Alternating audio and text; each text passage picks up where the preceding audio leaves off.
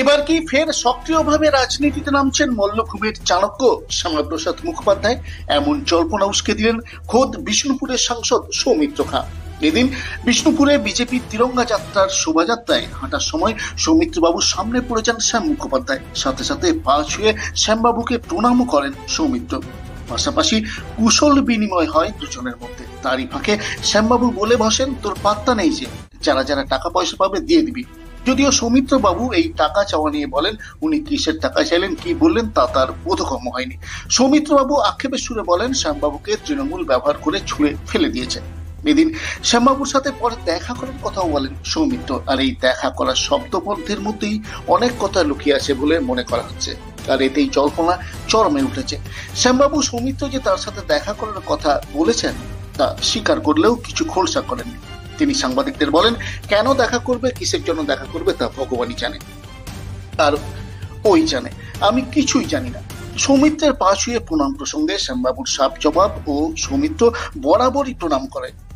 এদিকে শ্যামবাবু হয়েছে তাদের সাথেই আছেন, তার ইঙ্গিত দেন সৌমিত্র বাবু। যদিও শ্যামবাবুকে ফের বিজেপির মঞ্চে সক্রিয়ভাবে দেখা যাবে কিনা তা স্পষ্ট করেননি সৌমিত্র, এমনকি তা খোলসা করেননি শ্যামবাবু। তবে জেলার রাজনৈতিক বোদ্ধারা মনে করছেন, শ্যাম কুলু রক্ষায় ফের রাজনীতির ময়দানের লড়াইয়ে নামার জন্য মুখিয়ে আছেন, আর এটাকেই কাজে লাগাতে চাইছে বিজেপি। কি বললেন? দরকার আছে, দেখা করবো। কি দরকার ওই জানে ভগবান জানে। আপনার সাথে পায়ে হাত দিয়ে প্রণাম করলো? বরাবরই করে। হ্যাঁ, বরাবরই করে। আজকে নয় তো, বরাবর। কি বললো? এটা কি দেখা করে কি বললো?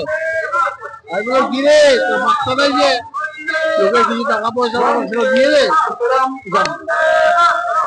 যে আপনি সিনিয়র বয়োজ্যেষ্ঠ লোক, তো যে কোনো পলিটিক্যাল বয়োজ্যেষ্ঠ লোককে সম্মান জানানোটা আমাদের কর্তব্যের মধ্যে পড়ে।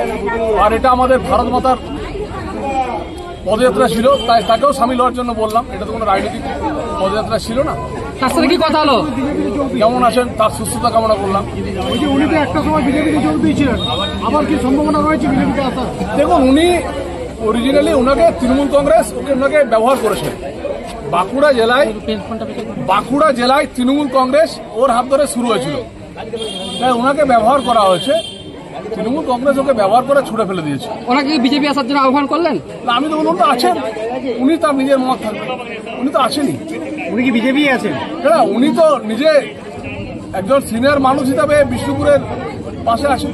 তিনি বলছেন যে আমার সাথে দেখা করবে বলেছে, কি জানি কি কথা বলবে। এই কথা দেখা তো করতেই হবে না আমাদের। দেখুন, আমরা তো চাইছি এবার যারা বাংলাদেশি প্রেমী, যারা পাকিস্তান প্রেমী, তাদেরকে দূর হাঁটানোর জন্য আমাদের সমস্ত রাজনৈতিক নেতার সাথে আমরা দেখা করবো।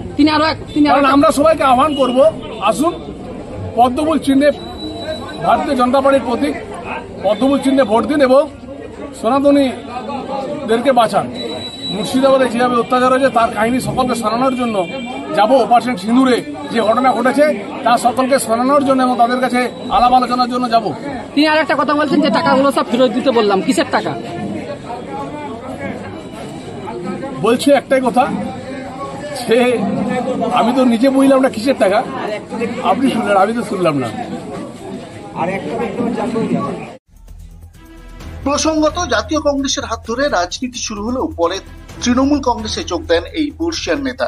তৃণমূলের জন্মলগ্ন থেকেই তিনি নেত্রী মমতা বন্দ্যোপাধ্যায়ের সাথে ছিলেন, রাজ্যের মন্ত্রী হয়েছিলেন কয়েকবার। পাশাপাশি 3 দশকের বেশি সময় ধরে বিষ্ণুপুর পুরসভার পুরপ্রধান ছিলেন শ্যামবাবু।